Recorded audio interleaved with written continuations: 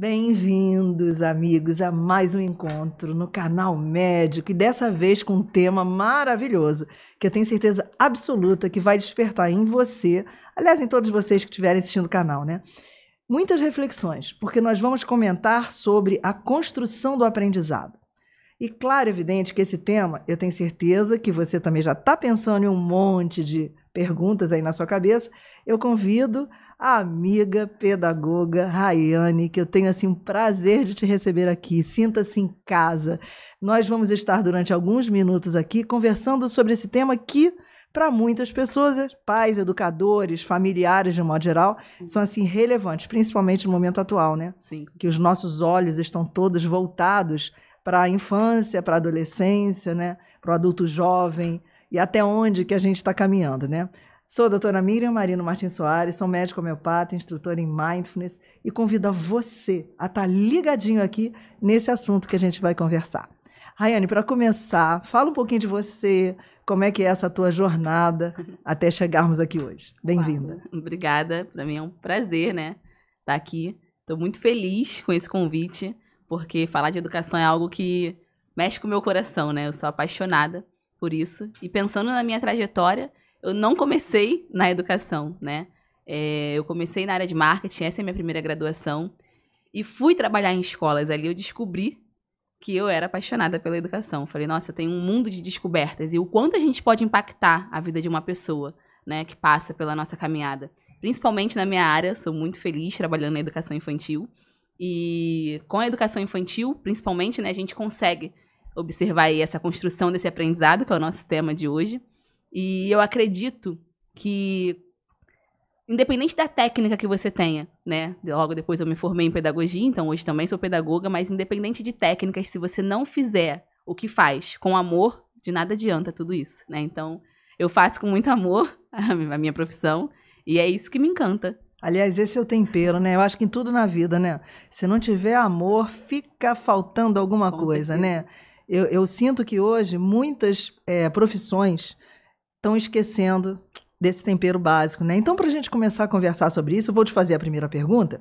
O que significa, na prática, dizer que o aprendizado é uma construção ativa e não apenas um processo de absorção de informações? Claro, vamos lá. Falar de aprendizado ativo de forma simples, né? Para que todos consigam entender. Entender, de fato, que a criança ela é protagonista desse aprendizado. E como assim protagonista? Ela aprende de forma ativa, na prática. Ela aprende explorando, ela aprende vivenciando tudo isso, né? Então, trazer essa realidade nesse mundo que as crianças vivem faz com que elas aprendam com muito mais facilidade. Elas não estão ali somente para receber uma informação, né? O mundo está aí para elas explorarem, elas têm uma variedade de conhecimentos também, e a gente precisa entender isso para levar para elas o que elas já trazem de curiosidade, né? E assim, tudo se torna muito mais simples, muito mais fácil, muito mais encantador para as crianças, né? E para esse universo, principalmente. A responsabilidade, ela é grande, não só da escola, como de quem coloca um filho, um neto, enfim, uma criança numa escola nos dias de hoje, né? Porque são também várias formas de escolher um ensino, né? Claro. Um método, o que quer que seja, né? E a gente está vendo muitas crianças hoje, eu não sei se é impressão minha, ou se vocês que são professores, educadores, né, percebem isso também, parece que elas já nascem, entre aspas, meio que prontas, né? Para esse mundo que a gente está vivendo agora, né? Porque a minha primeira especialização como médico foi pediatria. Então, existe a pediatra aqui dentro. Sim. Que a gente, lá no comecinho, né, quando a criança é levada pelos pais, né, desde os primeiros meses, né, a gente viu um desenvolvimento neuropsicomotor de uma criança e que hoje está muito acelerado. As crianças hoje já estão nascendo de olho aberto. Sim. E há 45 anos atrás, né, quando eu me formei, tinha um tempo para essa criança abrir o olho. E hoje elas já nascem com os olhos abertos, né?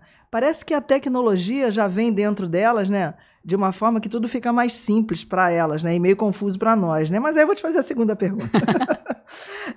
Como a vivência e as experiências da primeira infância impactam no desenvolvimento emocional e social da criança ao longo da vida escolar?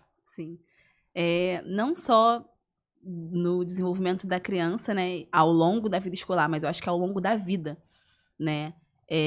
Essas interações e toda essa experiência que a criança tem seja positiva ou negativa, na primeira infância, na educação infantil, elas impactam aí o restante da vida do ser humano, né? Às vezes eu até falo com os pais que muito se preocupa quando a criança vai começar a escrever, né? Quando ela vai ser alfabetizada, quando vai começar a ler, e até chegar lá nesse processo, existem diversos outros trabalhos que a gente precisa fazer, né? Essa criança precisa pegar corretamente num lápis, essa criança precisa desenvolver as habilidades motoras, enfim, e a gente, enquanto escola, trabalha tudo isso, né? Essa é a valorização. E enquanto educadora, na verdade, eu acho que a gente tem que ter um olhar muito atento para essa primeira fase, porque, como eu já disse, ela impacta todo o restante do processo, né? E aí eu acho que a gente tem um poder nas mãos, que é fazer com que seja uma experiência incrível para essa criança, que é fazer com que ela desbrave esse mundo, né, de fato, explorando tudo que ela pode, potencializando as habilidades que ela já tem, né? Porque, de fato, as crianças hoje já nascem, cada uma mais acelerada que a outra, né? Acelerada no sentido de conhecimento mesmo, com sede de saber mais, né? E isso tudo é muito incrível. A gente precisa aproveitar esse time, pegar o melhor de tudo isso, né, dessa infância, para fazer com que os próximos anos sejam brilhantes, né, para ela nessa caminhada. É interessante tudo que você está falando, Rayane. Eu estou viajando aqui, tá? O pessoal aí que já me conhece, né? Sabe que eu viajo quando eu trago meus convidados aqui maravilhosos, né? E com que eles falam, né? Eu fico viajando lá atrás, primeiro quando eu levei a minha filha para esse primeiro segmento, né? E eu me lembro que eu rodei na época tudo quanto era creche, berçário não, porque ela já entrou direto na creche, na época que tinha disponível lá onde eu moro, né? E cada lugar que eu entrava, eu me lembro que eu olhava com o olhar da mãe pediatra. Sim. Ou da pediatra mãe, já não sei mais. Então tinha lugares que eu achava fantástico, que todo mundo dizia que a escola era maravilhosa, isso, aquilo, mas sabe, não batia aqui. E aí já era a pediatra falando, isso aqui não é legal, né? E aí passaram-se os anos, né? E como avó agora, né? Minha neta tem 6 anos, e você sabe. Aí ela começou a ir junto comigo. E qual não foi a minha surpresa? Quando a gente começou a buscar escola para colocar o Rafael, na época, com 10 meses... E ela olhava para mim e falava coisas que eu me lembro que na época que eu procurava para ela, eram as minhas dúvidas e os meus questionamentos. Por que queira ou não queira? O Rafael estava entrando numa escola com 10 meses. A minha filha entrou pela primeira vez na escola com 2 anos e meio. Então há um gap aí, né, de antecipar a ida de uma criança nos dias de hoje para um berçário, por exemplo, né? E eu olhei muitas escolas. Nossa Senhora, eu e ela olhamos muitas escolas. Até que eu cheguei... Gente, eu vou falar. Posso falar? Pode, claro. Ah, tá. Porque eu não sei se é para falar, mas também eu estou perguntando para ela, eu vou falar. Então, eu encontrei a Baby Easy e foi, de verdade, para mim e para ela, foi amor à primeira vista. Eu não sei se pela estrutura da escola, ou pelo que a escola oferecia, que estava bem de acordo com o que a gente estava a fim de disponibilizar para o Rafael nesse mundo atual, né? Então, eu fico pensando assim, isso impacta não só a criança, como a família. Porque você vem com um modelo de dentro de casa e tem o da escola também. Se você coloca o seu filho, né, a criança, numa escola que não fala junto com a tua família, sim, com a tua forma de você pensar e sentir, principalmente... Princípios e valores, porque eu valorizo demais isso. Princípios e valores. Não é a técnica, como você falou. Não é especificamente aprender a ler, escrever, aprender a cortar. Antes vem mais coisa. Sim. E uma criança no berçário é exatamente o primeiro movimento que ela vai fazer dessa integração social, né, desse relacionamento com outras pessoas, né? Sim. Então, a Baby Easy me tocou o coração e hoje eu estou muito feliz de ter você aqui. Porque, para mim, você, neste momento, representa 6 anos que o Rafael teve a Baby Easy como a segunda casa dele. Muito obrigada, antes de mais nada. Ah, que isso. Pra gente, assim, é incrível, né, poder participar dos primeiros anos da educação de uma criança, porque, como eu já falei, a gente marca isso na nossa vida, né? Às vezes a gente encontra um deles e a tia, outro me viu no Hortifruti. Eu vi a tia no Hortifruti. E é incrível, assim, a gente poder... receber cada um com as suas limitações e trabalhar em cima daquilo, né, também. Falar da Baby Easy, pra mim, eu vou ficar aqui falando. Mas é porque, de fato, eu acredito no nosso trabalho. Quando você relata, né, que vocês encontraram, você e a sua filha, Tainá, encontraram ali o que se enquadrava com os valores de vocês, é o que eu sempre falo pros pais. Os pais que já tiveram oportunidade de conversar comigo, eu sempre falo isso. Eu falo, antes de preço, né, valores financeiros, assim, a gente precisa encontrar o que mais se enquadra dentro da realidade da família de vocês, do que vocês buscam como princípio, né? E a gente tem um pilar muito importante que é esse acolhimento. A gente valoriza a criança, as emoções da criança, né? A gente tem essa relação de parceria mesmo entre escola e família, então a gente está sempre aberto a ouvi-los, e eu acho que isso faz a diferença, né? Gente, eu não vou conseguir seguir script de pergunta, me perdoa. Você falando isso, eu me lembro do Rafael, quantas vezes eu ia buscar ele lá na escola, e ele falava assim, eu não quero ir para casa, vovó, eu quero ficar aqui, eu quero dormir aqui. Então, uma criança que fala para você, eu não quero ir para casa, eu quero brincar, eu quero ficar, é sinal que está muito feliz ali dentro, Sim, né? sim. E isso me deixava extremamente agradecida, nossa. Eu acho que essa insegurança, como você relatou, essas dúvidas, que geralmente, mesmo sendo pediatra, mesmo sendo da área, eu falo com propriedade, assim, a maioria das dúvidas das famílias são as mesmas, né? Porque bate a insegurança na hora de escolher um lugar. Afinal, você está buscando algo para deixar o que você tem de mais precioso ali. Você está confiando numa instituição o que você tem de mais importante. E hoje em dia, nessa aceleração mesmo do mundo, né? A gente vive uma realidade diferente. As mulheres cada vez mais aí se jogando nesse mercado de trabalho, né? Então, a gente precisa contar mesmo com essa escola como rede de apoio. Você é uma avó incrível que estava ali muito ativa, participando de tudo. Mas nem sempre, né, tem essa parceria mesmo, né, dos avós. Porque as avós também estão muito ativas no mercado de trabalho ainda hoje em dia. Então, a gente vê mesmo essa realidade, né? Das crianças cada dia mais entrando mais novos na escola. Lá a gente aceita bebês com 4 meses, por exemplo, e com um horário estendido, né, no integral, fazendo diversas atividades para eles. Mas essa insegurança é comum mesmo da gente ter, né, de vocês. Eu sempre falo isso. Na Babies a gente tem um processo de adaptação, que é muito importante, não só para a criança, né, porque a gente tem esse acolhimento. Então, o bem-estar naquela época do Rafael era importante e hoje de qualquer aluno que a gente recebe também, porque nada importa mais do que ele estar bem, se sentindo seguro, acolhido, né? E é muito importante que as famílias, na hora de fazer essa escolha, também tenham essa segurança, né? Que façam com essa certeza, que pesquisem mesmo escolas para entender o que o coração pede e ficar com o coração mais calmo também, né? É isso aí, entra aquela palavrinha que você falou no começo, né? Tem que ser amor mesmo. Sim. Né? E perceber também, quando você leva a criança, que eu sempre fiz isso com a Tainá, com a minha filha, e fiz com o Rafael também. Levar a criança. Porque uma coisa que eu sempre fiquei muito atenta em todas as escolas que eu percebia, que eu via, que eu visitava, era o olhar do Rafael.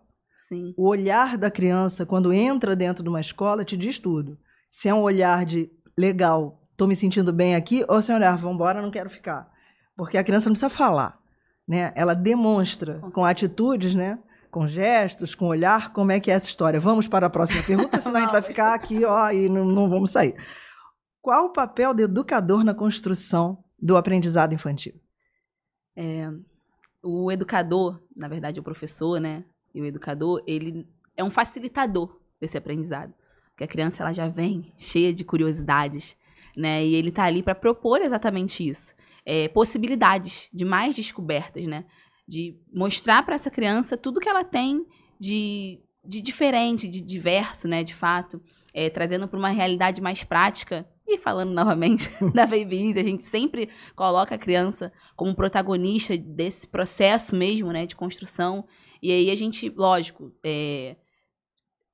interdisciplina, né? Com as atividades que tem no mundo ao redor. Então, a gente vai trazer para um universo mais infantil, e aí, trazendo para esse universo infantil, eu lembro de uma atividade aqui que a gente fez, que foi o Dia do Circo, e aí levamos as crianças para uma outra sala, que não era a sala de referência, contamos uma história, e esse professor, que é o facilitador, questionou alguns deles, e quais foram as experiências, o que você achou de mais legal. E aí, nesse momento, eu estava participando dessa atividade, e aí eles, depois disso, iam construir o que eles mais gostaram no circo, né? Com materiais reciclados e tudo mais.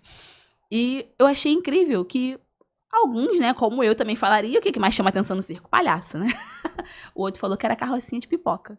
E eu falei, gente, como pode, né? Nós somos realmente únicos e diversos, porque a gente pensa numa coisa específica e, olha só, o mesmo ambiente proporcionando diferentes olhares, experiências, né? E olhares, isso aí, para crianças tão pequenas. E eu achei incrível a resposta dele, porque o que mais encantou ele foi a carrocinha de pipoca dentro do circo. E aí ele construiu a carrocinha de pipoca dele. E assim, dentro da educação, né, falando desse professor como facilitador, essa criança teve diversos aprendizados. Diferentemente se esse professor estivesse ali como uma pessoa que passa para ele todo o conhecimento, né? Provavelmente ele iria impor que o mais legal do circo era o palhaço, e essa criança não teria aprendido tantas coisas bacanas, né? Eles aprendem aí a pensar melhor, né? A se comunicar, a expor as suas ideias, né? A gente trabalha a criatividade com essas atividades e é incrível, então... Ai, Nossa Senhora, Jesus, eu ia ficar conversando com a Rayane aqui durante muito tempo sobre tudo que acontece desde que a criança ingressa, né? Quer seja no berçário, no maternal, enfim, não importa, né? Porque aí eu olho o lado da pediatra, né? Que recebe, de repente, uma criança, né, no consultório, e uma das perguntas que a gente faz, eu sou homeopata, então eu quero saber da vida, né? Sim. Eu não quero saber da doença, eu quero saber da pessoa. E uma das perguntas é sobre escolaridade, quer dizer, com que idade entrou na escola, se teve algum problema de adaptação, como é que é essa criança em contato com outras, em contato com figura de autoridade e tal. E muitas vezes, nesse bate-papo inicial, só daí eu já sei qual é o medicamento homeopático, ou quais os medicamentos homeopáticos que essa criança precisa para o processo dela de saúde e doença, né? Mas é muito legal quando você, numa consulta, a criança está sentada do lado de quem está levando ela porque ela está doente, e quando você fala da escola, dependendo da faixa etária dela, né? E eu pergunto, mas vem cá, qual o nome da sua escola? Né? Qual a matéria que você mais gosta? Você faz amigos com facilidade, não sei o quê? E quando ela é apaixonada pela escola, ela até esquece o que foi fazer ali. Sim. Então, eu acho tão interessante isso, sabe? Que a gente possa ter esse olhar ampliado, que a escola possa significar para a família, né, realmente a continuidade de tudo aquilo que ela, de repente, quer para o presente, visando o futuro melhor para aquela criança como ser humano saudável, né? Essa que a gente pode falar assim, né? Porque vamos combinar que se você tiver uma escolha equivocada de uma escola, você leva isso para o resto da vida, com aquela preciosidade que é aquela criança, né, para você, né? E como as interações sociais, então, contribuem para o aprendizado das crianças pequenininhas, né, menores? Sim. Não só para as crianças pequenininhas, né? Acho que o indivíduo, no geral, a gente aprende se relacionando, né? E, mais uma vez, eu defendo aí a creche, porque é muito importante essa troca, né? É nesse espaço que a criança começa a se relacionar com o outro, que ela aprende que existem outros indivíduos da mesma idade que ela, né? Para ela explorar, brincar, expressar suas emoções. Então, eu acho que essas relações são essenciais, né? Na educação infantil, principalmente. Uhum. Me vem também outras coisas aqui, né? Interação social, né? Hoje em dia, eu não sei esse teu olhar aí de pedagoga e com essa experiência toda que você tem, a gente está encaminhando e diagnosticando, se é que a gente pode usar esse termo, né? Cada vez mais cedo os transtornos, sejam eles de que níveis forem, Sim. né? E eu vejo que alguns pais são muito resistentes, e aí eu estou falando a doutora Miriam, Sim. no consultório, conversando com o pai e com a mãe, quando a gente procura mostrar que, olha, está na hora de procurar um psicopedagogo, uma psicóloga, um psicólogo, né? Neurologista até, para diagnosticar desde cedo quaisquer tipo de transtornos, porque quanto mais cedo, melhor para você poder tratar e ajudar, né? Porque tem muitas crianças que chegam com queixas, né? Em função dessas interações sociais, que às vezes, dentro da mesma turma, tem crianças que têm algum transtorno e a maioria ali não sabe e começam a reagir de forma diferente, né? Por que eu estou te falando isso? E aí eu estou fugindo um pouco da creche. Sim. Eu estou falando de momentos que aconteceram, inclusive essa semana que passou com o meu neto. E aí eu tive que dar um exemplo para ele. Tava ele num parquinho desses, né, que a gente leva para a criança ficar 1 hora, 2 horas brincando para não ficar mexendo no celular, na verdade. E aí eu estava esperando, que já estava na hora de eu pegar ele, e ele estava naqueles brinquedos que parecem umas minhocas, que as crianças entram dentro e vão subindo, enfim. Ele estava ali e tinha um garoto, aproximadamente seus 9 para 10 anos, mais ou menos, e eu acho que ele estava querendo passar, e o meu neto estava na frente dele, estava impedindo a passagem dele.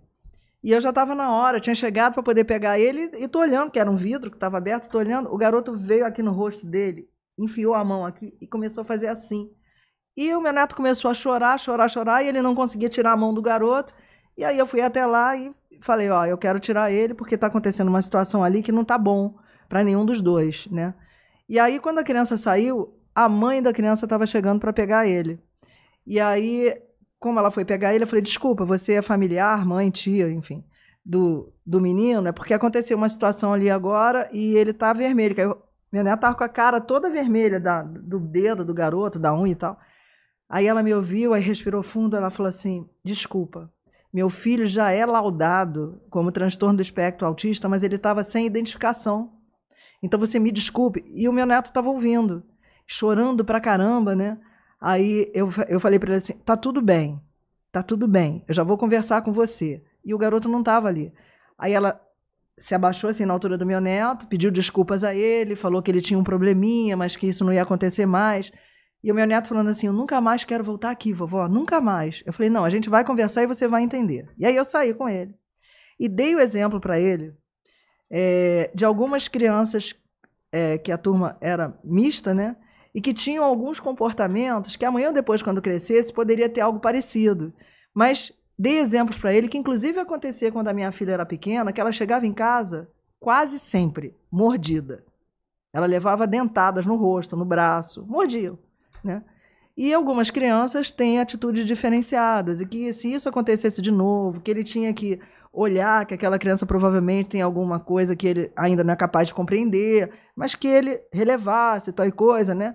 Puxando para esse olhar de perdoa, né? Tipo, se você não entender, não tem problema, mas não foi por mal, ele não fez isso porque estava com raiva de você, não é nada disso, para conseguir trazer esse olhar para ele, de 6 anos, de uma forma que ele pudesse entender.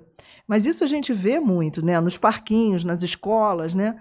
E não tem essa pergunta aqui, né? Mas como isso está me vindo na cabeça, uma vez que aconteça isso dentro da escola, numa turma de crianças pequenas, né? Como que é a interação do educador nessa hora para poder contemporizar aquela situação, né? Sim. E não permitir, mas atenuar, né? Quaisquer tipo de sentimentos e medos de ficar ali, de não querer mais estar perto da criança. Como é que funciona? A escola é um ambiente diverso, né? E nós somos diferentes. A gente sempre fala isso com as crianças.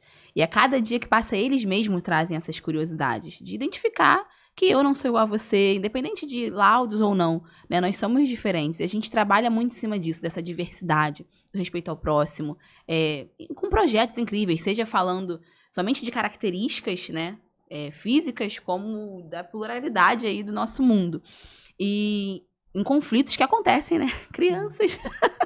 Que bom, já fomos. Colocando crianças juntas, acontece. Eles estão ali no mesmo ambiente, disputando um espaço que seja, e aprendendo, né, a colocar ali os seus interesses. Então, é muito comum que isso aconteça mesmo. E esse professor, ele entra como um mediador dessa situação, né? Ter essa criança ali nesse ambiente, expondo que não gostou, que ficou chateada, ou que aquilo a incomodou, ainda que a outra não tenha a capacidade de controlar naquele momento as suas emoções, esse adulto que está naquele ambiente age dessa maneira, como um mediador desses conflitos, né? A gente tem uma transparência também, uma comunicação muito clara com os responsáveis, não expondo, né, as crianças, mas trazendo essas famílias para que a gente consiga entender o contexto. Porque hoje a gente vive, sim, uma realidade. E que bom, eu sempre falo que laudo não é destino, pelo contrário, a partir dali você tem um caminho para poder seguir com mais tranquilidade, né? Agora eu sei por onde eu vou caminhar.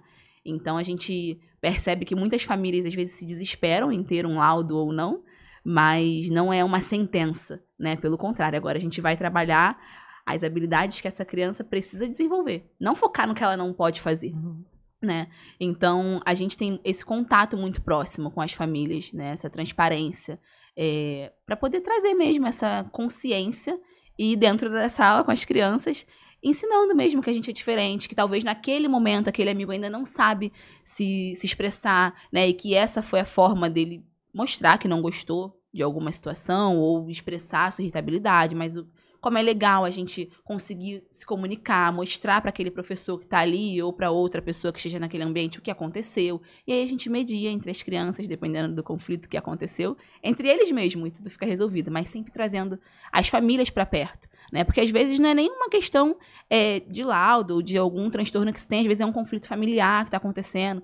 E tudo pode acontecer, às vezes essa criança está passando por uma mudança de casa, de ambiente, e aí tá mudando de casa, no mesmo tempo tem um irmão nascendo, e no mesmo tempo tá perdendo a babá que sempre cuidou, e aí junta aquele misto de emoção e também explode dentro da escola. Nossa, não deve ser tão fácil Não. assim, né?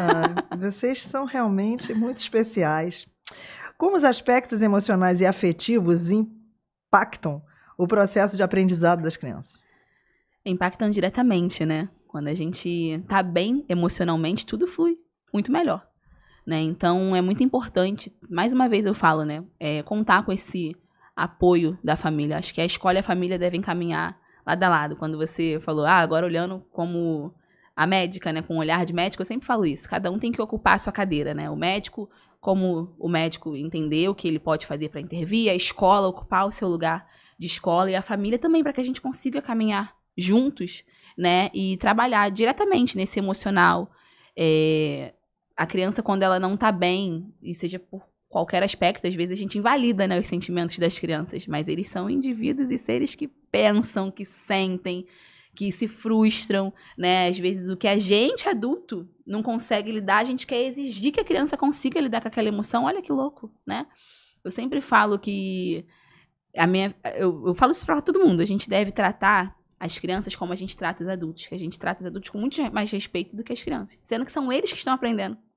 Então, a gente deveria ter um olhar mais atento para isso, entender que eles estão aprendendo e nós somos as pessoas que já passamos por esse processo, né? E é a gente que deveria, pelo menos, ter maturidade emocional para mostrar para eles, né, o caminho por onde seguir. Mas, com toda certeza, se a gente tem crianças emocionalmente seguras, acolhidas, tudo flui mais rápido, mais rápido não, né? Tudo flui melhor nesse processo. E aí a gente sempre vai voltar, né? As questões da hora de escolher esse melhor lugar, na hora de escolher essa escola que essa criança vai estudar. É importante que a gente observe isso, né? Porque é um ambiente novo, um novo espaço, com novas pessoas. Quem ele tem como referência de segurança até o momento dele ir, né, para esse ambiente escolar é a família. E aí, independente da idade, ele vai encontrar um novo mundo, vai descobrir novas coisas. É muito importante que a gente consiga trabalhar, né, esse emocional dessa criança. Nossa, eu tenho muitas perguntas para você, né, que não estão aqui. Sim. Né? Mas você está falando isso, eu estou me lembrando quando começou aquela série Divertidamente, né, no cinema. O primeiro, Divertidamente 1 e depois o 2, né? Aí o Rafael foi no 1 e o Rafael foi no 2, né? E aí, na cabeça dele, já tem que ter o 3, porque teve alguns sentimentos ali no 2 que não tinha, né? Então, eu comecei a escrever quais os sentimentos que ele achava que tinha que ter e que não tinha, né? Porque fala dele, na verdade, né? Eu achei hiper interessante isso. A capacidade que eles têm, essas crianças atualmente, né? Que eu acho que estão com um chip diferente cá entre nós. Vocês não acham, não? Que essas crianças que estão aqui entre nós estão com chip que você não tem, que eu não tenho, que você não tem? E que se a gente não atrapalhar, a gente vai ajudar muito mais eles, que se a gente quiser que eles tenham o chip que eu tenho, que você tem também, porque não vai dar certo, gente. Porque eu aprendo muito com o meu neto, mais talvez do que ele aprenda comigo. Eu não sei se é impressão minha, essa história de chip é uma brincadeira, tá? Mas, né? Por quê? Quando a gente viu Divertidamente 1, né, a gente viu aqueles sentimentos básicos, né, tá? E aí, inteligentemente, teve a continuação, Sim. que foi o 2, né? E eu me lembro que eu perguntava para ele assim, Rafael, qual desses sentimentos aí do Divertidamente que você acha, coisa de vó médica, olha a coisa horrorosa, gente, mas é que eu queria fazer um floral para criança, caso... Tinha um motivo. Caso tivesse algum problema. Que você acha mais difícil de lidar. Olha isso, que pergunta horrorosa. Não é verdade? E aí, todas as vezes que eu perguntava isso para ele falava o medo. O medo. Era sempre o medo, né? Não eram os outros sentimentos, né? E aí eu comecei a fazer um floral para dar para ele exatamente porque ele estava objetivando que o que mais impedia ele, talvez, de crescer, né, de fazer as coisas, era um medo. E não era um medo imposto. Era alguma coisa que ele trazia, né? E que a gente tem que trabalhar também, né? Dentro da escola, com esse misto de crianças aí, etc e tal, dependendo dos segmentos, né? Qual vocês têm observado atualmente o sentimento mais trabalhoso, né, para conseguir lidar com essas crianças? Volta lá, maternal, né, até chegar no pré-2, no final. O que vocês estão recebendo mais de crianças com sentimentos que precisam de chamar a família? Olha só, vem aqui, olha isso aqui, percebe isso aqui, porque às vezes a mãe e o pai, né, sai para trabalhar de manhã, só volta de noite, delega mesmo para a escola, vai ficar no integral, não tem tempo, ou delega para a avó, enfim, né? E não conseguem perceber isso. E vocês, enquanto escola, Sim. Você consegue? Acho que, de uma forma geral, para falar assim, de todos os segmentos, né? No caso de maternal, pré, que eu observo e foi o sentimento novo, né? Um dos sentimentos novos que entraram no filme é a ansiedade, né? A gente vive aí uma era de crianças muito ansiosas e a gente percebe isso na interação com o outro, no querer tudo agora, na forma que se alimentam. É uma coisa que a gente deve prestar atenção, sabe? Médicos, educadores, famílias, essas crianças estão ansiosas demais. E é um excesso de estímulos também, né? Se a gente parar para observar, eles já nascem nessa tecnologia toda. Com tudo isso, muita informação. A gente vive numa era de vídeos de 30 segundos. Eu, quando via desenho, eu tinha aquele horário para ver o desenho. Não digo nem por imposição de pai e mãe, né? Porque só tinha aqueles episódios disponíveis. Hoje, se a criança não quer ver aquele desenho naquele momento, ela pula pro próximo, ela dá pausa e vê a hora que quer. Então, o mundo mudou muito, né? E essas crianças têm, sim, um excesso de estímulo para elas e que está reverberando na forma de se socializar, na forma de se relacionar com as pessoas, na forma de se expressar, né? De conseguir mostrar como quer, o que quer, porque elas querem para ontem. Parece que o mundo vai acabar amanhã, né? A gente vê isso muito latente, assim. Acho que eu escolheria esse sentimento, que é algo que a gente precisa ter atenção. Que às vezes a gente nem identifica que é algo que precisa ser tratado. Às vezes a gente identifica como uma agitação, como uma irritabilidade, mas as crianças estão extremamente ansiosas. Você acha que isso reflete, é um reflexo, essa ansiedade das crianças, né? É um reflexo também dessa família, quer dizer, tá vindo junto, e aí elas espelham a ansiedade, a aceleração familiar? Você acha que é isso? Ou acha que essas crianças, dentro do contexto da escolaridade, uma acaba contaminando a outra pela ansiedade, entendeu? Não, eu acho que é algo que tem a ver, sim, com a questão familiar. Não numa forma de julgamento, não. Porque a gente vive num mundo muito acelerado, né? Sim. E aí, se a gente for parar para observar, a gente tem que dar conta de tudo. É do trabalho, é do filho, é de diversas responsabilidades. E aí, a gente recebe, por exemplo, hoje a tecnologia como um aliado, que, né, desculpe minha opinião sincera, mas muito atrapalha nessa fase. Porque as crianças não têm domínio sobre isso. E é um excesso de informação, é um excesso de atividades. Tem crianças que não têm descanso. Que de manhã tá na natação, à tarde tá na escola, à noite tá na ginástica e depois tem mais uma atividade. E aí chega em casa, às vezes é uma família que é mais noturna, né? Tem pais que trabalham de plantão ou mães que trabalham mesmo no período da noite e aí dorme mais tarde e essa criança tá sem rotina. E aí a gente começa a ver a irritabilidade, a falta de aceitação de alguma coisa, e aí começa a... Às vezes tem umas que até falam, né? Será que tem algum transtorno? Eu falo, não, tem falta de rotina, precisa dormir melhor e diminuir o uso de tela. Aliás, isso é o básico hoje em dia, né? Sim. E você falando isso, claro, é evidente que já vem uma pergunta aí que não está aqui, né? Eu estou dando muito exemplo do que está acontecendo comigo hoje. Sim. Né? Como vó, né? Que é aquela história. Neto que mora com vó, filho que mora com mãe, né? Tem essas coisas também, né? Sim. De repente eu consigo observar mais coisas que a minha filha não consegue porque ela trabalha e não está ali para poder vivenciar aquilo tudo. E esse meu olhar ampliado da avó que é médica, né? Aí parece que, né? Antes não fosse. Mas enfim, vamos ao que interessa. Eu não lembro de verdade se o Rafael aprendeu isso na Baby Easy ou se tanto eu chamar atenção para ele, que eu sou instrutora em Mindfulness, né? Então, dá atenção plena, e ele vê eu tanto falar nisso, né? Eu não sei se ele aprendeu lá, ou se ele foi de eu falar. Várias e várias vezes, quando eu percebo que ele está ansioso, né? Eu falo para ele assim, tá na hora de parar e respirar. Para, respira. Vai, respira. Aí ele para. Aí ele chegou em casa um dia e falou para mim assim, vovó, é para fazer a respiração da borboletinha? Da florzinha? Não, ele falou borboleta. Da florzinha, eu acho que vocês ensinaram ele na Baby Easy, né? De segurar a florzinha, respirar E assoprar. e assoprar. Não, da borboletinha. Ah, do toque, do abraço. É. Aí eu falei assim, como é que é? Ensina pra vovó. Eu sabia, mas eu queria saber se ele sabia. Aí ele me ensinou. Vovó, respira, aí solta o ar pela boca e bate a mãozinha assim. Aí eu falei, gostei disso. Como é que é o nome disso mesmo? Borboletinha. Eu falei, pô, legal isso aí. Aí guardei, né, a borboletinha, tá bom, porque eu sabia da florzinha e do peixinho, né, que tem um aplicativo que o peixinho sobe e solta a bolinha e tal. Aí achei legal da borboletinha, gostei.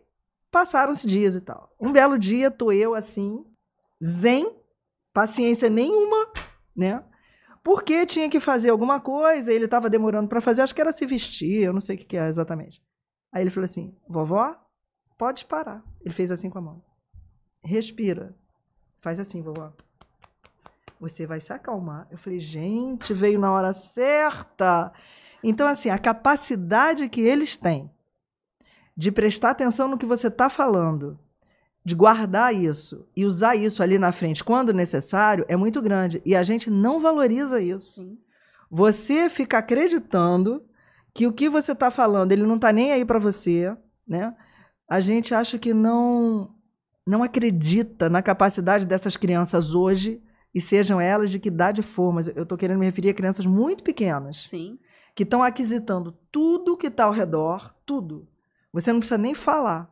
É o jeito que você entra dentro de casa, é a forma como você se comporta, né? É tudo, está tudo junto e misturado. Como se eles estivessem rastreando tudo por outros canais que não só o que você está falando. Sim. Vocês percebem isso na escola atualmente? Com certeza. Capacidade. Crianças são esponjas, eles absorvem tudo. Às vezes você não está nem falando com eles, mas no ambiente eles estão atentos a tudo. E eles têm esse... Como se fosse um radar, né? Isso. Eu esqueci a palavra agora que eu gostaria de usar, mas assim, eles observam muito e eles reproduzem. Às vezes a gente nem percebe. E aí eles já têm essa consciência, né, de tudo. Eu recebi uma mãe, achei até engraçado quando ela falou, a gente trabalha lá com crianças de até 6 anos. Então, era uma criança pequena, né? Uma criança de maternal 2, tá com 4 anos. Não. 4 anos, de 3 a 4. E aí ela falou que, na pressa de colocar o sapato, colocar a meia, tava falando com o filho, ele já tinha colocado num pé e ela pressando pro outro, me dá aqui. Aí ele falou, sabe o que pra ela? Você não tá respeitando o meu tempo. Eu tentei ficar séria, mas eu falei, realmente, você não respeitou o tempo dele. Porque a gente vive nessa aceleração, né? E aí a gente não entende que aquela criança precisa de autonomia para desenvolver aquela atividade, que aquela criança tá observando e aprendendo, às vezes, muito mais com as nossas ações do que com o que a gente fala, porque eles observam tudo, né? E eles são esponjinhas, vão só absorvendo. Então, na verdade, o aprendizado, né, que é o tema que a gente está aqui hoje, não é um aprendizado só voltado para a escolaridade, Sim. né? Tipo, aprender a ler, escrever, cortar, né, decorar e tal. É um aprendizado de vida. Sim, né? é isso. E que a gente, enquanto pais, educadores e familiares, a gente tem que estar cada vez mais corresponsável por tudo aquilo que a gente está passando para eles, né? Porque amanhã ou depois, mesmo que a gente não esteja mais aqui, isso já foi semeado. Então, se você não presta atenção no que você está semeando hoje neles, amanhã a colheita vai ser inevitável, né? Eu fico... Esse grau de responsabilidade que talvez os pais mais jovens, pelo excesso de tarefas, pelo modo de ter que fazer tudo, conquistar, ter, talvez eles estejam precisando um pouco de uma pitada de ser, né? Não sei. É apenas uma elucubração mental. Ai, gente, olha só. Quais são os desafios mais comuns na construção do aprendizado infantil e como a gente pode superar? Desafio. Eu vou voltar no tudo que a gente já falou aqui. Falar de desafio hoje. A gente vive um mundo diferente, né? Eu costumo dividir pré-pandemia e pós-pandemia. Né? Uma realidade onde a gente teve crianças que viveram muito tempo dentro de casa, né? Privadas ali de uma socialização com mais pessoas, com excesso de uso de tecnologia. E aí, às vezes, aquele pai que estava em home office precisava mesmo, né, usar desses artifícios para poder conseguir trabalhar e desenvolver alguma atividade. E aí a gente vê isso impactando diretamente na escola. como eu já falei aqui, provavelmente em alguma outra pergunta, nessa capacidade de você conseguir se relacionar com o próximo, nessa capacidade de você conseguir entender mesmo as suas emoções e de se comunicar. A gente vê aí um rombo, né, na verdade, nessa falha de comunicação, nessas crianças que muito tinham muitas coisas, né, na pandemia, e quando se depara com essa verdade desse mundo que eles vão vivenciar, agora é um choque muito grande, né? E aí eles somente circulando pelas ruas da internet, né, com jogos, com excesso de tudo que a gente pode imaginar, isso impacta em diversas coisas, né, desse aprendizado. E aí eu acho que a escola, ter a creche, né, principalmente nessa fase de educação infantil, que são crianças até 6 anos, é essencial para que a gente consiga reverter esses efeitos, né? Porque é nesse ambiente que ela convive com outras pessoas, é nesse ambiente que ela consegue equilibrar essas emoções, é nesse ambiente que ela fica menos exposta a essas telas e esse uso excessivo, né, de tudo que como eu posso dizer, estimulante para ela. A escola tem um papel crucial, né, para reverter esses efeitos aí da pandemia, que eu digo não por conta de saúde, vamos dizer assim, né, mas por essa socialização e por esses marcos que a gente teve, né, de falta de um estímulo correto. Talvez, né, as crianças tiveram ficou essa lacuna ali de ausência, né, de uma falta de um estímulo adequado. Os pais, na verdade, valorizaram muito a escola, né, nessa fase. Nossa senhora, eu sou suspeita, aqueles amor. vídeos... Eu sou suspeita para falar, né? Rafael entrou na Babyz com 10 meses e quando veio a pandemia, ele estava com 1 ano e um pouquinho antes de 1 ano e meio. E aí é como se a gente tivesse sido roubado. A sensação que eu tenho é de que todos fomos roubados. Então, de repente, ele que tinha toda uma evolução, um aprendizado, uma aquisição de tudo, de 10 meses até aquele momento, houve um gap. Sim. Então, esse gap, até a pandemia passar, que a gente teve que mudar tudo, né? É como se ele tivesse perdido no desenvolvimento neuropsicomotor dele 1 ano mesmo. E isso a gente vem corrigindo até hoje. Sim. Para poder correr atrás do prejuízo, não só ele, como todas as crianças que tiveram esse gap. Uns mais, outros menos, né? Eu achava, não sei você, eu achava que quando acabasse a pandemia, todos nós estaríamos melhores, por causa do aprendizado que nós fomos obrigados a conviver, a vivenciar, né? De perder tantas coisas e ter que transformar outros, né? Sentimentos, emoções, perdas mesmo de pessoas queridas, enfim, que se foram, e que tudo ia mudar para melhor. Mas, clinicamente falando, não é real, né? Isso é uma inverdade, está muito pior. O número de casos de ansiedade, depressão, insônia, burnout, tudo que você possa imaginar, desde a mais tenra idade até os mais idosos. Eu não sei se a escola, pós-pandemia, logo que voltou, vocês tiveram o desafio foi muito grande para conseguir, não era nem retornar, né? Porque não podia retornar de onde parou, né? Sim. Era uma reestruturação, né? Como é que foi esse desafio logo em seguida do retorno da pandemia? Eu acho que o primeiro desafio ali é lidar com as emoções mesmo, né? Porque a gente está reencontrando, né, essas famílias com diversos abalos emocionais, financeiros, inseguros, né? Cada um ali trazendo uma necessidade. E aí a gente tem esse gap olhando assim, né, para as crianças, porque teve essa perda mesmo, né, desse desenvolvimento. E além disso, a gente tem essas famílias, cada uma com a sua necessidade específica, né? Então eu acho que o que muda na escola, para mim, né, principalmente pós-pandemia, é ter esse olhar atento para a família também, né? Porque às vezes a gente quer tratar ali a criança, seja no desenvolvimento cognitivo, né, na forma dessa criança agir, pensar, se comunicar, no social, mas a gente esquece que só trabalhar na escola não adianta, tem uma raiz familiar. Então a gente precisa estar atento a isso, a gente precisa trazer essa família para perto, a gente precisa entender o que está acontecendo, né? E aí tem essas ajudas de outros profissionais, com certeza tem a medicina, enfim, para ajudar, mas eu acho que ter esse olhar diferenciado para identificar que as famílias estão pedindo socorro também, acho que é o que mais impacta ali, pós-pandemia. Tem muita resistência também, né? Da família aceitar que precisa de apoio. Sim. Então, a partir do momento que a família faz de conta que isso não está acontecendo, não consegue ter esse olhar para a criança, né? Que às vezes começa a pedir socorro de formas muito subjetivas, né? A criança, por exemplo, na primeira infância, até os 7 anos de idade mais ou menos, quando alguma coisa não está indo bem com ela, ela vai demonstrar, principalmente, as crianças pequenininhas, menores, né? Com febre de origem indeterminada. Então, é uma febre do nada e, de repente, não acontece nada no físico e aquela febre passa. Aquilo ali é um dos primeiros sinais de que eu estou pedindo ajuda. Depois, claro, das febres, aí vem as cólicas, né? Vem as diarreias. Vai num médico. Isso é virose. Tudo virou virose. E tem muitas que não levam em consideração que muitas coisas ali podem ser emocionais. Para eu chamar atenção, para eu dizer que estou aqui, ainda estou aqui, entre aspas, tá, gente? Ainda estou aqui, eu quero teu colo, né? Eu quero dormir com você. Então, tem muitos apelos que as crianças fazem para chamar a atenção dos cuidadores, né? E que porque você não está ligado, você está com multitarefa, você está vivendo esse mundo corrido, louco, que você não tem tempo nem para se coçar, você não consegue olhar para aquela criança que está pedindo socorro. E aí, como você não olha, aquilo vai aumentando. E ela vai começar a refletir isso dentro da escola.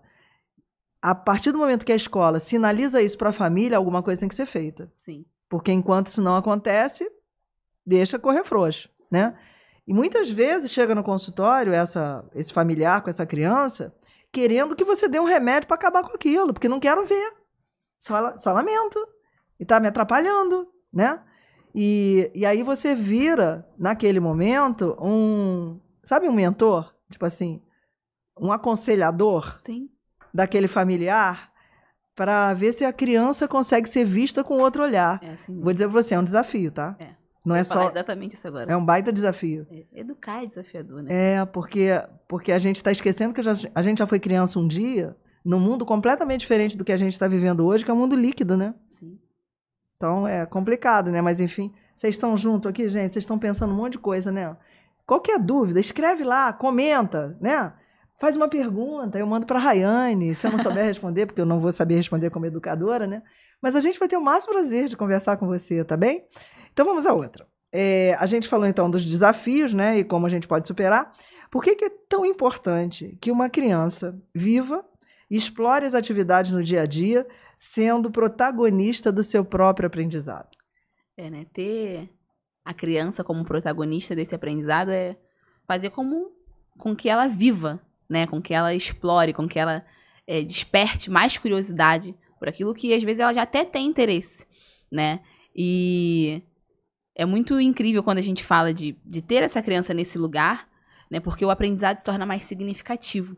Às vezes aprender por aprender, como era lá atrás, né? Sentar, decorar, isso já não funciona, isso não faz sentido, né? Então, ter a criança como protagonista é isso, é dar sentido a esse aprendizado. E são coisas que ela vai levar para a vida toda. Não necessariamente somente ali uma atividade curricular para ser apresentada ou desenvolvida. Não, são coisas que ela vai levar na caminhada dela, né, de vida. E isso que é incrível, fazer com que eles aprendam de forma lúdica, diversa, brincando. O brincar é extremamente pedagógico. A gente consegue observar ali numa brincadeira como essa criança interage com as outras pessoas, como ela se comunica, como estão as emoções dela, né? Ter esse olhar atento para isso é muito importante também, né? A escola realmente tem um papel, né, fundamental nisso tudo, né? Eu penso assim que quando você vai escolher uma escola para uma criança, né, quer seja filho ou não, você, antes de tudo, você tem que se perguntar realmente o que eu quero que essa pessoa aprenda e apreenda. Sim. Né? Porque muitas pessoas gostariam de poder ter a chance de estar numa escola construtivista, né? E não tem condições, né? Tem muitas crianças que são extremamente espertas, inteligentes, né? Capazes de criar, construir, né? Tudo na mente, mas infelizmente estão em famílias que não têm essa condição para isso, né? E essa desigualdade ainda existe pra caramba entre nós, né? Vamos combinar, né? Mas dentro das possibilidades, mesmo que essas possibilidades sejam menores, né? Da família, seria muito interessante que a gente pudesse, de alguma forma, poder contribuir para que essas famílias pudessem se olhar, né? Esses familiares, né, pudessem ter esse olhar atento, né, para cada um e perceber o que eu estou fazendo aqui de verdade, né? Qual é o sentido, o meu sentido de vida para poder ser um modelo para essa criança que durante um tempo está sobre minha responsabilidade, né? Porque hoje em dia a gente vê uma geração muito doida, né? Cá entre nós, gente, quando eu tinha aí, ó, vou lá de novo, tá? Quando eu tinha meus 18 anos, eu comecei a trabalhar. Com 23 anos, eu já era autônoma, ganhava meu dinheiro, trabalhava e morava sozinha. Com 30 anos hoje, as pessoas estão em casa, não é verdade? As pessoas não conseguem ter a responsabilidade que lá atrás a maioria de nós que vivemos um outro mundo a gente teve.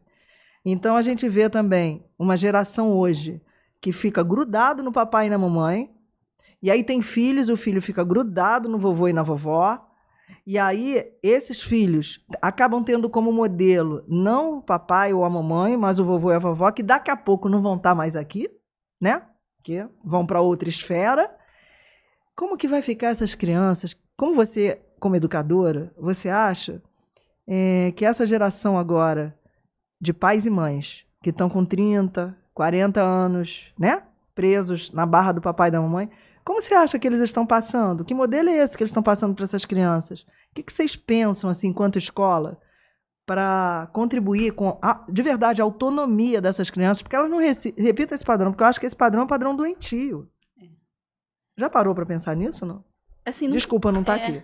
Eu nunca tinha parado para pensar nisso, na verdade, nessa questão de idade, assim, né? Eu acho que vai muito de responsabilidade. As pessoas hoje estão vivendo uma era com essa falta de responsabilidade. As pessoas não querem ter responsabilidade. A gente muito prega a qualidade de vida, mas as pessoas não querem ter essa responsabilidade, né? E estão cada dia mais egoístas também, né? E às vezes a gente acaba descredibilizando esse desenvolvimento, né, da criança. E pensar mesmo nisso a longo prazo, não só como avó, mas como mãe também, que um dia você não vai estar mais aqui. Né? E o que eu fiz pelo meu filho? Eu preparei ele como? Eu tive tempo com ele suficiente para conhecer quem é meu filho? Até falando, como a gente falou aqui agora nessa pergunta de metodologias, né? Que tem escolas construtivistas, outras que são mais tradicionais e outros métodos infinitos aí. Hoje, até nessa escolha dessa escola, você precisa ter um olhar atento para essa criança.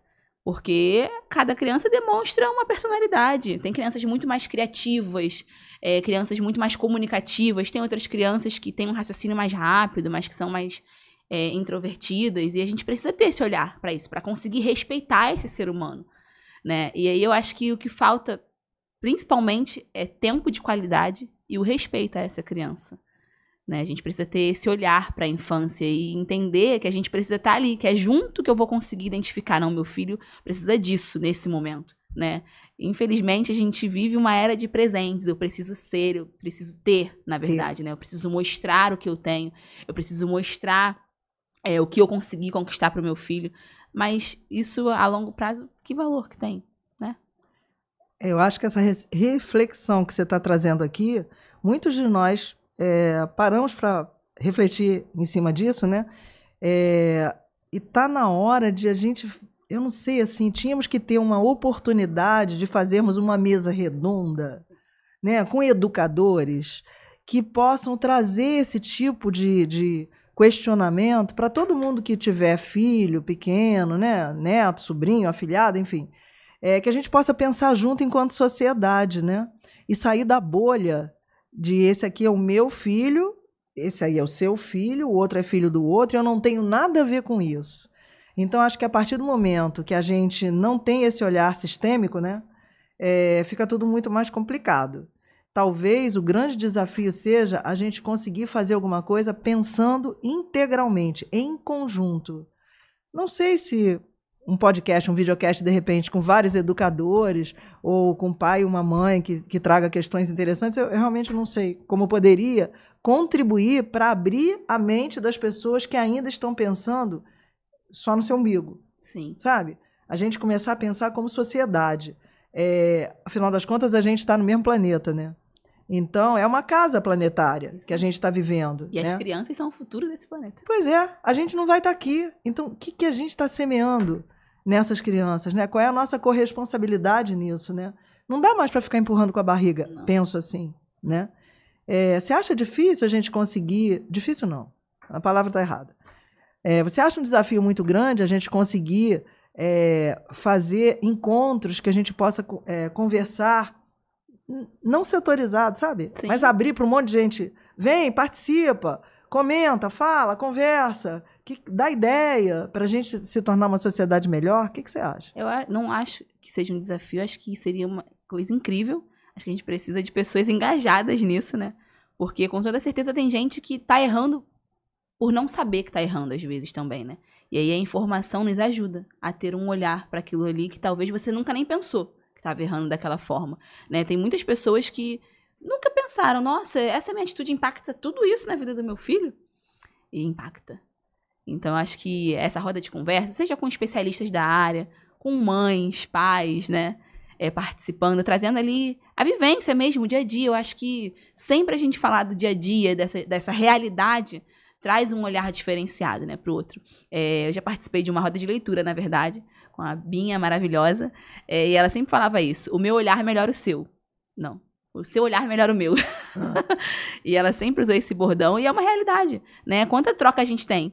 Aqui a gente está conversando, você vai ter sempre, né, uma visão mais voltada para a parte da medicina, mas o quanto a gente não está aprendendo e trocando aqui. Então, essas rodas de conversas eu acho incríveis, e eu acho que são muito necessárias também. Bom, já fica aqui o convite, quem sabe, se algum dia, né, o Canal Médico tiver uma chance, um braço, né, para a gente poder fazer rodas de conversa sobre educação, mas não educação no sentido do aprendizado, né, mas aprendizado da vida, sim, na verdade, né, como que a gente pode contribuir para um mundo melhor para essas crianças que estão vindo aí, trazendo muitas coisas para nós que a gente desconhece, porque a gente tem que aprender com eles, né, muitas coisas talvez a gente tenha que desaprender, que a gente traz quanto conteúdo, que está muito relacionado com crenças também, ou a forma como a gente foi criado e educado, e que não se adequa hoje, né? Tá me vindo na minha cabeça aqui agora também? Eu começo a falar, parece que vem um monte de negócio. Vem os insights. Eu vi na internet, não sei, que no Japão, como o futuro presente, ou o presente futuro é a inteligência artificial, eles estão agora começando a treinar crianças a partir de 3 anos. Com inteligência artificial. Então, as crianças lá, elas já vão começar a ter como cadeira, 3 anos, hein? Como fazer para poder lidar com inteligência artificial, porque vai ser, daqui a pouco, o presente atual. Então, eles estão muito à frente, né, do que seria um aprendizado para a vida, porque eles estão focados nessa nova tecnologia que está chegando aí agora. E se essas crianças que estão chegando entre nós agora já vem com esse chip diferente que eu estou falando, nessa era tecnológica, para eles não vai ser difícil. É difícil para mim, que não nasci aí, né? E o que você acha disso, hein, da inteligência artificial para tenra idade, assim, como o pessoal lá no Japão vai fazer? Já está fazendo, tá? Falando a nível, né, de Japão, assim, é um país que tem a tecnologia totalmente avançada, né? Acho que, olhando para a realidade do nosso país, especificamente, está muito longe ainda de alcançar isso. Eu acho que esse excesso de tecnologias, falando do que eu acredito como propósito, né, desse acolhimento, desse emocional, é algo que a inteligência artificial não nos traz. E expor crianças tão pequenas, né, a essa realidade, eu não consigo nem... Eu queria usar uma outra palavra, para ninguém fazer um recorte só disso. Mas eu acho que não tem benefício algum para eles, né? Lógico que a gente identifica, assim, as crianças não sabem ler, mas sabem identificar o número da avó, né? Vão lá no WhatsApp pela fotinha já ligam, já mandam um áudio. E você fala, gente, mas essa criança não é alfabetizada. Como é que consegue fazer isso? Porque eles aprendem dessa forma, eles estão inseridos, né, nesse espaço. O meu afilhado, ele passa o vídeo do YouTube. Ele tem 2 anos, ele passa o vídeo no YouTube. Eu falei, mas como é que ele sabe que ele tá escrito pular? O anúncio, ele pulou o anúncio. Não sei como ele descobriu que tocando ali... pula o anúncio, né? Então, eles estão muito expostos mesmo a essa realidade, aprendendo de uma forma muito mais avançada e muito mais diferente de quando eu aprendi, que também foi diferente de quando você aprendeu, né? A gente vê essa diferença, por exemplo, até na forma de consumo. Antigamente, para você comprar uma coisa pela internet, desconfiava, tinha que ir na loja, identificar, né? Eu tô pagando isso aqui para receber esse produto.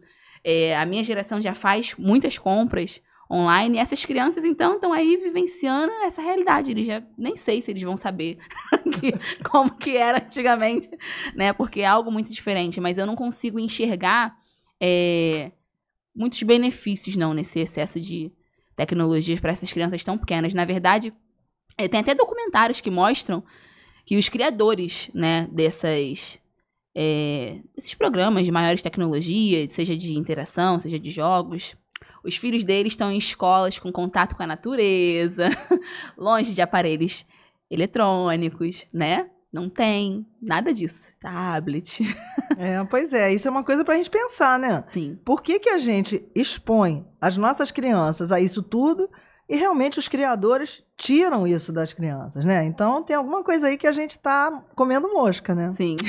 Ai, minha flor, infelizmente o nosso tempo tá chegando ao fim e eu queria que você deixasse uma mensagem aqui agora, não só para os educadores, sobre o papel de cada educador na construção do aprendizado das crianças, assim como para os pais também, para as mães, para os avós, enfim. Sim. Vou falar algo para tocar, que venha do coração, né? Isso. Eu falo muito, mas eu não vou falar muito não, prometo. Eu falo sempre que eu acredito que educar seria persistir, no caso, você precisa insistir, e ter presença. É muito importante que a gente consiga ter as duas coisas, né? Porque quantas coisas a criança pode desenvolver, quantas habilidades ela tem para descobrir. E seja o educador que está ali como um facilitador, seja a família, quando a gente tem a presença, quando a gente está ali participando desse processo ativamente, a gente consegue ter ganhos incríveis, porque a gente tem um olhar atento para aquela criança. Então, esse olhar faz total diferença, né? Porque aí a gente consegue identificar realmente o indivíduo na sua total individualidade, me desculpa a redundância, mas é isso, a gente consegue olhar para cada um na sua singularidade. É isso. Ai, que lindo. Então, para fechar com chave de ouro, olha para ali e fala para quem estiver te vendo daqui a pouco, né? Se você tivesse que dar uma palavra, não uma frase, não, uma palavra mesmo. O que você acha que resume tudo que a gente conversou aqui hoje? Ai, meu Deus, uma palavra só. É difícil. Só uma palavra. Numa palavra só, tudo que a gente conversou aqui hoje, eu acho que o acolhimento é o que fica. Acolhimento, linda.